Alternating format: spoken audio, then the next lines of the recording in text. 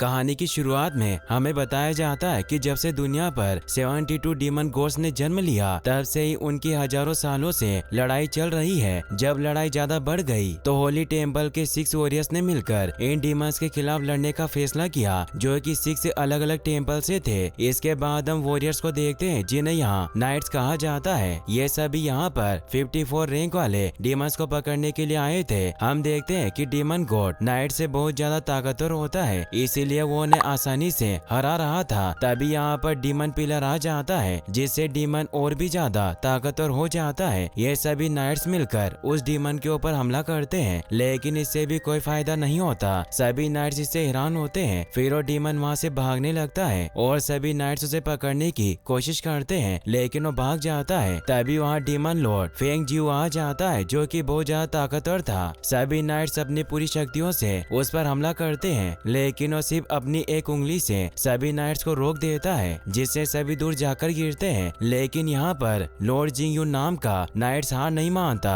और अपनी सारी शक्तियाँ इकट्ठा करता है। उसकी बॉडी पर एक गोल्डन आर्मर आ जाता है, साथ ही उसके बहुत सारे क्लोन्स भी बन जाते हैं और फिर वो अपनी तलवार से उस डीमन के ऊपर हमला करता है। लेकिन वो डीमन लॉर्ड उसे अपनी 3 उंगलियों के फॉर्मेशन से ही रोक देता है। लॉन्ग जिंगयू अब भी हार नहीं मानता और वापस उसे मारने के लिए आगे बढ़ता है, लेकिन इस बार डीमन लॉर्ड उससे नहीं लड़ता और वहाँ से जाने लगता है और गायब हो जाता है, जिसे देखकर सभी हैरान होते हैं। इसके बाद हमें बताया जाता है कि उसी दिन लॉन्ग जिंगयू की वाइफ बायू भी अजीब कारण से गायब हो गई थी। फिर हमें बायू को दिखाया जाता है जिसके पास 2 डीमन आते हैं और उसे साथ चलने को कहते हैं। वो जाना तो नहीं चाहती थी, लेकिन वो जानती थी कि सबको बचाने का यही तरीका था, इसीलिए वो उनके साथ चली जाती है। और बहुत समय बाद आसमान में चांद और तारे दिखाई दिए थे, क्योंकि डीमन लॉर्ड यहाँ से चला गया था। सब कुछ शांत हो गया था। इसके बाद हमें 10 साल बाद का समय दिखाया जाता है, जहाँ हम ओडिन सिटी को देखते हैं, जहाँ बहुत शांति थी और वहाँ सब कुछ बहुत अच्छा चल रहा था। फिर हम एक नाइट टेम्पल को देखते हैं। यह बिल्कुल स्कूल की तरह था। यहाँ एक मास्टर अपने शिष्यों को नाइट बनने की ट्रेनिंग दे रहे थे। वो उनसे पूछते हैं कि तुम नाइट क्यों बनना चाहते हो। वो सभी बच्चे कहते हैं कि इंसानियत की रक्षा के लिए, इस टेम्पल को बचाने के लिए, परिवार और दोस्तों की रक्षा के लिए। दरअसल इन्हें यहाँ ट्रेनिंग करते हुए पूरा 1 साल हो गया था और आज इनकी एक परीक्षा भी होगी जिसमें इनकी स्पिरिचुअल एनर्जी का टेस्ट होगा। इनके मास्टर इनसे कहते हैं कि अगर तुम्हारा नंबर 10 से नीचे हुआ तो वो फेल हो जाएगा और वो घर जाएगा। अब परीक्षा शुरू होती है और सबसे पहले जियांग हो जाता है और उसका एनर्जी नंबर 13 आता है, यानी कि वो पास हो गया था। अब ऐसे ही सभी आते हैं, कुछ उनमें से फेल भी हो जाते हैं। आखिर में हम लोंग हाओ चेन को देखते हैं। जब वो अपनी तलवार उस स्पिरिचुअल पिलर पर मारता है तो उसका नंबर आता है 9, यानी कि वो इस परीक्षा में फेल हो गया था। सभी ये देखकर बहुत ज्यादा हैरान और उदास हो जाते हैं। किसी को भी इस पर विश्वास नहीं हो रहा था कि हाओ चेन फेल हो गया। हाओ चेन अपने मास्टर के पास भागकर जाता है और एक और मौका मांगता है, लेकिन ऐसा नहीं कर सकते थे क्योंकि फिर उन्हें सभी को एक मौका देना पड़ता।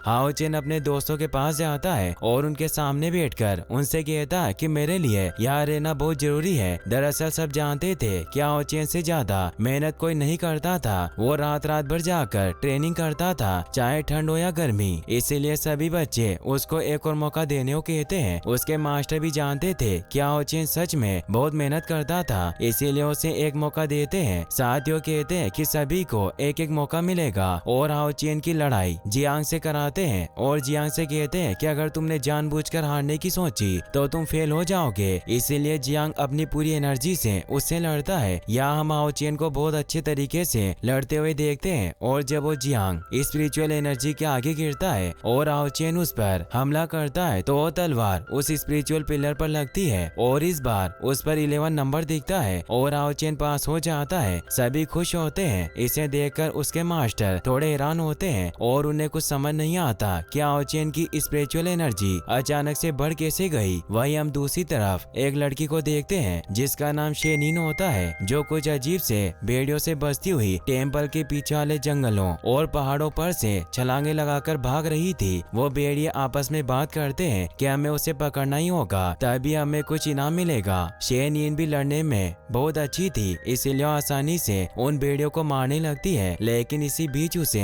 एक भेड़िए के पंजे से चोट लग जाती है, जिससे वो कमजोर पड़ने लगती है। लेकिन जैसे तैसे वो उनसे बसती है, पर एक भेड़िया आसमान में उड़कर उसे मारने वाला होता है। तभी हमें टेम्पल दिखाया जाता है जहाँ सभी बच्चे अपने अपने घर पर जा रहे थे और सभी के मम्मी पापा उन्हें लेने आए थे, पर हाओ चेन के लिए कोई नहीं आया था। जाते हुए उसके मास्टर उसे एक कांच की छोटी सी बोतल देते हैं जिसमें कुछ टॉनिक लिक्विड पीने के लिए था। दरअसल ये एनर्जी को बढ़ाने के लिए एक एनर्जी ड्रिंक की तरह था। जब उसके मास्टर उसे लिक्विड देते हुए देखते हैं तो उसे देखकर समझ जाते हैं कि हाओ चेन उनसे कुछ न कुछ तो छिपा रहा है। और यहाँ हमें पता चलता है कि हाओ चेन के नंबर उस वक्त कम क्यों आए थे। दरअसल वो ये लिक्विड अपनी माँ को दे दिया करता था क्योंकि उसकी माँ बीमार थी। जियांग जो कि उसका दोस्त होता है जाते हुए उसे कहता है कि तुम्हें अपना भी ध्यान रखना होगा, जिस पर हाओ चेन कहता है कि माँ अब ठीक हो रही है और बहुत जल्द वो पूरी तरह से ठीक हो जाएगी। यहाँ जियांग सर पर हाथ रखकर सोचता है कि जब हाओ चेन की एनर्जी बिना उस टॉनिक लिक्विड को लिए इतनी है तो अगर वो टॉनिक लिक्विड लेता तो क्या होता। तभी हाओ चेन जियांग से कहता है कि मुझे माँ के लिए कुछ जड़ी बूटी लानी है तो मुझे जाना होगा। फिर हाओ चेन अकेला जंगल की तरफ चला जाता है। जियांग उसे अपना टॉनिक लिक्विड देता है लेकिन हाओ चेन उसे लेने से मना कर देता है और जियांग जाते हुए पीछे से चिल्लाकर कहता है कि मैंने सुना है जंगल में कुछ जानवरों को देखा गया है, अपना ध्यान रखना। और फिर वहाँ से चला जाता है। हाओ चेन जब जंगल में जाकर अपना काम कर रहा होता है तभी उसे पीछे से आवाज आती है क्योंकि वहाँ उस जंगल में बहुत शांति थी। और यहाँ आते हुए उसे जियांग ने जो कहा था वो उसे सोचने लगता है कि कहीं कोई जानवर वहाँ आना गया हो। जब हाओ चेन वहाँ जाता है तो एक लड़की को वहाँ गिरा हुआ देखता है जो कि बहुत जख्मी थी। ये वही लड़की थी जिससे हमने उन भेड़ियों से बचकर भागते हुए देखा था। जब हाओ चेन उसके पास जाता है तो शेनिन डरकर उसके ऊपर अपना चाकू रख देती है। हाओ चेन उसे कहता है कि क्या तुम ठीक हो। ये सुनकर वो लड़की अपना खंजर नीचे रख देती है। तभी हाओ चेन उस लड़की के पैर में जख्म देखता है। वो लड़की चलने की भी कोशिश करती है पर नहीं चल पाती और इधर उधर देखने लगती है। हाओ चेन पूछता है कि तुम क्या ढूंढ रही हो। वो लड़की हाओ चेन के हाथ पर लिखती है और हमें पता चलता है कि वो लड़की बोल नहीं सकती थी। वो हाओ चेन को लिखकर बताती है कि उसके पीछे कुछ बुरे लोग पड़े हुए हैं। वो हाओ चेन से कहती है मेरी मदद करो सिस्टर। तभी हाओ चेन कहता है मैं लड़का हूँ लड़की नहीं। और हाओ चेन को भागने को कहती है। हाओ चेन कहता है कि एक लड़का कभी नहीं भागता और वो आज खुश भी था क्योंकि वो परीक्षा में पास हुआ था, इसीलिए वो उस लड़की को तलवारबाजी कर कर दिखाता है। तभी एक बार उसकी तलवार उसके पीछे किसी को लगती है और जब वो देखता है तो वहाँ वही भेड़िए थे जो उस शेनिन का पीछा कर रहे थे। हाओ चेन उससे डरकर उस लड़की को उठाकर वहाँ से भागता है और कुछ भेड़िए उनके पीछे भागते हैं। भागते हुए हाओ चेन के चेहरे पर जंगल के पेड़ों की कुछ लकड़ियां भी लगती है जिससे उसे चोट भी लग जाती है लेकिन वो नहीं रुकता। अब भागते भागते एक भेड़िया छलांग लगाकर उनकी तरफ कूदता है। तभी इससे बचते हुए हाओ चेन एक पत्थर से टकरा जाता है। अब वो भेड़िया दोबारा से हमला करता है। इस बार हाओ चेन उससे लड़ता है और वो भेड़िया हाओ चेन को उठाकर दूर फेंकता है जिससे हाओ चेन शेनिन के ऊपर जाकर गिरता है। तभी हाओ चेन को ऐसा लग रहा था जैसे समय रुक गया हो। वो उस लड़की को देखने लगता है, साथ ही वो लड़की भी उसे ही देख रही थी। इससे पहले कि वो भेड़िया दोबारा से उन पर हमला करता, हाओ चेन उस लड़की से कहता है कि चिंता मत करो मैं तुम्हारी रक्षा करूंगा और उस भेड़िया से लड़ने लगता है। तभी हाओ चेन देखता है कि भेड़िया हमला करते वक्त अपने पंजे सबसे ज्यादा चलाता है, इसीलिए उनसे बचते हुए उसकी गर्दन के ऊपर हमला करता है जिससे भेड़िया को लगती है और वो गुस्से में आ जाता है। अब सारे भेड़िए मिलकर उस शेनी की तरफ बढ़ते हैं लेकिन हाओ चेन फिर से उनके बीच में जाता है। उन भेड़ियों को गुस्सा आता है और वो सभी मिलकर हाओ चेन को बहुत मारते हैं। शेनिन जब ये देखती है तो उसे बहुत बुरा लगता है क्योंकि उसे बचाना तो चाहती थी लेकिन वो क्या करती। जब उस भेड़िया को लग रहा था